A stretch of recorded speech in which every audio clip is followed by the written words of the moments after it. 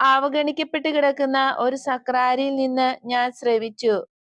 എന്റെ പുരോഹിതാ, എന്റെ പുരോഹിതാ, നീ എന്തുകൊണ്ടാണ് എന്നെ ഉപേക്ഷിച്ചത്? അവഗണിക്കപ്പെട്ട് കിടന്ന ഒരു ദേവാലയം ഒരു പുരോഹിതൻ സന്ദർശിച്ചപ്പോൾ രക്ഷകന്റെ ക്ലേശിക്കുന്ന ഹൃദയത്തിൽ നിന്ന് വലിയ ഒരു ജ്വാല, അവിടുത്തെ ആനന്ദത്തിന്റെ വികിരണം ഞാൻ ദർശിച്ചു. വിശുദ്ധ കുർബാനയിൽ അവിടുത്തെ വണങ്ങുകയും സ്നേഹിക്കുകയും ചെയ്യുന്ന പുരോഹിതരെയും പിതാക്കന്മാരെയും പ്രതിയും അതുപോലെ അവിടുന്ന് ആനന്ദിക്കുന്നത് ഞാൻ കണ്ടു. എനിക്ക് ദാഹിക്കുന്നു. ഒരു തീക്ഷ്ണമതിയായ പുരോഹിതനോട് കർത്താവ് ഇങ്ങനെ അറിയിച്ചു, എനിക്ക് ദാഹിക്കുന്നു. ആത്മാക്കളെ എനിക്ക് തരിക, ശുചീകരിച്ച സഭകളെ എനിക്ക് തരിക.